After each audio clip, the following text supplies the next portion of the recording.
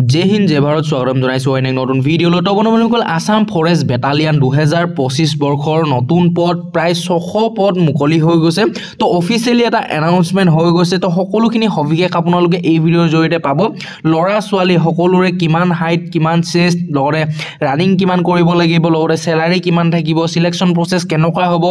সকলোখিনি ডিটেইলছ আপোনালোকক এই ভিডিওৰ জৰিয়তে দিবলৈ চেষ্টা কৰিম তো ভিডিওটো এটা বহুত হেল্পফুল হ'ব তো কোনো স্কিম নকৰি হেখলৈকে চাই থাকিব লগৰে যদিহে মোৰ চেনেল আপোনালোকে প্ৰথমবাৰৰ বাবে ভিজিট কৰি আছে তেনেহলে প্লিজ চেনেলটো সাবস্ক্ৰাইব কৰিব আৰু কাষতে থকা বেল আইকনটো প্ৰেছ কৰিব যাতে এনে ধৰণৰ জবছৰ আপডেট আপোনালোকে সদায় পাই থাকে তো বন্ধুসকল এইখনে হৈছে অফিচিয়েল আপডেট যত নেকি আপোনালোকৰ সকলোখিনি ডাটা সকলোখিনি ডিটেইলছ ইয়াতে জনোৱা হৈছে তো আপোনালোকে ভিডিওৰ হেখলৈকে চাব কেনেকুৱা কি সিলেকশন প্ৰসেস হয় তো ইয়াতে লিখা আছে যে Assam police forest battalion new recruitment 2024 and 25 upcoming vacancy প্ৰায় 600 পোষ্ট এপ্লাই অনলাইন হ'ব তো বন্ধুসকল আসাম ফৰেষ্টৰ ফালৰ পৰা বহুখিনি পদ মুকলি হ'ব তো ইয়াতে কোৱা হৈছে যে আসাম পুলিচ ফৰেষ্ট বেটালিয়নৰ 2024-25 হেজ এনাউন্স আপোনালোকৰ chief Minister Dr. Himanta Biswa Sarma today 2024 তে এটো এনাউন্স কৰিছিল যে প্ৰায় আপকামিং পোষ্ট ফৰেষ্ট বেটালিয়নৰ প্ৰায় 600 পোষ্ট 2025 চনত আহিব প্ৰায়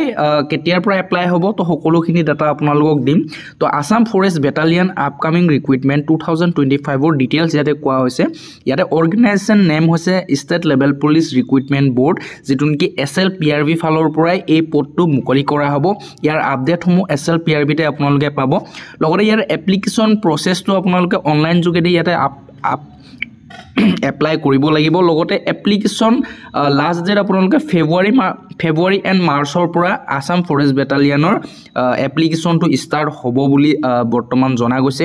টোটাল ভেকেন্সি প্ৰায় 600 পোষ্ট বৰ্তমান আহিবলগীয়া পোষ্ট প্ৰায় 600 মান আছে লগতে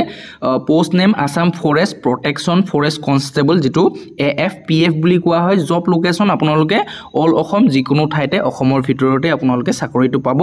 অফিচিয়েল ওয়েবসাইট হৈছে slprb.in তো এই সাইটটোতে গৈ আপোনালোকে চাব পাৰিব ফেব্ৰুৱাৰী মাহৰ পৰা আপোনালোকৰ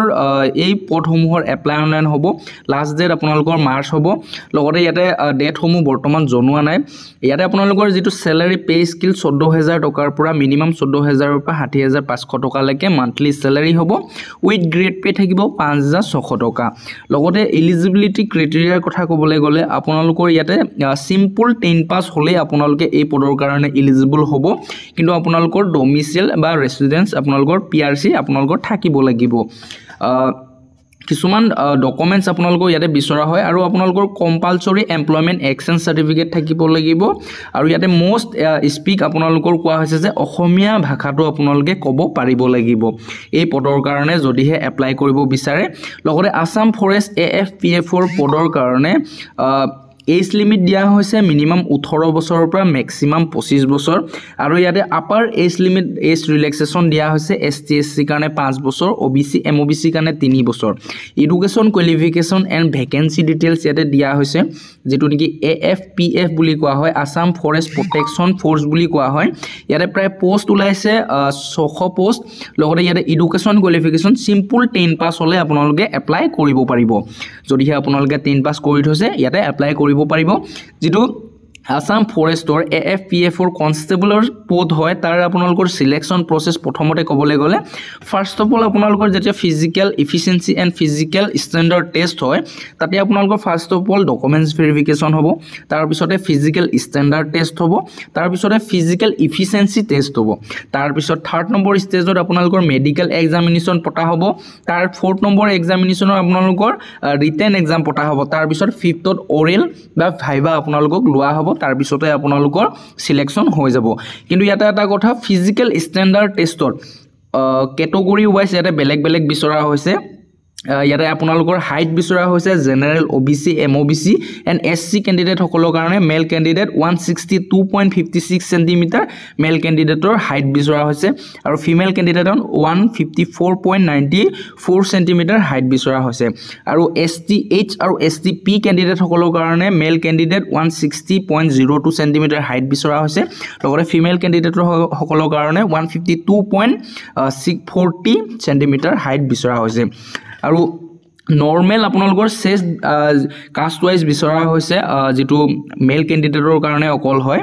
কেটেগৰী ৱাইজ আপোনাৰ ইয়াতে কোৱা হৈছে যে জেনাৰেল ওবিসি এমওবিসি এসসি আৰু এসটিপি যেটো প্লেন কেণ্ডিডেট হয় এসটিৰ ইহতৰ নৰ্মেল চেষ্ট বিচৰা হৈছে 80 আৰু এক্সপেন্ডেড আপোনালোকে ফুলৱাব লাগিব 5 ইঞ্চি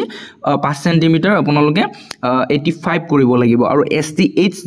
যি সকল এসটি হিলছৰ কেণ্ডিডেট আছে সেই সকলৰ নৰ্মেল চেষ্ট বিচৰা হৈছে 78 সেন্টিমিটাৰ আৰু এক্সপেন্ডেড ফুলৱাব লাগিব 83 মানে 5 সেন্টিমিটাৰ আপোনালোকে ফুলৱাব লাগিব ইয়াৰে ফিজিক্যাল এফিচিয়েন্সি টেষ্টৰ কথা ক'বলৈ গ'লে মেল কেণ্ডিডেট সকলৰ কাৰণে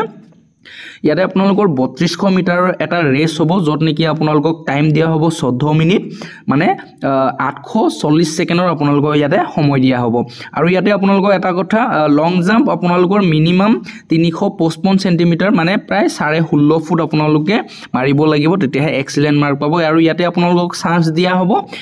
3 বাৰ লগতে ফিমেল কেণ্ডিডেটৰ যেটো ৰেষ্ট হ'ব ফিজিক্যাল ষ্টেণ্ডাৰ্ড টেষ্ট যত আপোনালোকৰ 1600 মিটাৰৰ এটা ৰেস হ'ব তাতে টাইম দিয়া হ'ব ফিমেল কেণ্ডিডেটক 8 মিনিট আৰু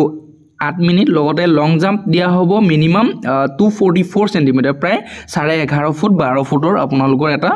লং জাম্প দিয়া হ'ব যত নেকি চান্স থাকিব 3 বাৰ তো বন্ধু-বান্ধৱীসকল যদিহে আসাম ফৰেষ্ট বেটালিয়নত এবাৰ আপোনালোকে এপ্লাই কৰিম বুলি ভাবিছে তেনেহলে এপ্লাই কৰিব পাৰিব বহুখিনি পদ মুকলি হ'ব প্ৰায় 600তকৈ অধিক পদ আহা বহুত বেছি চান্স আছে অফিচিয়েল নটিফিকেশন এখন আপোনালোকে ফেব্ৰুৱাৰী মাহত পাই যাব আপোনালোকে চেনেলটো সাবস্ক্ৰাইব কৰি ৰাখিব যেতিয়া আপোনালোকৰ এনেকুৱা ইনফৰমেটিভ বা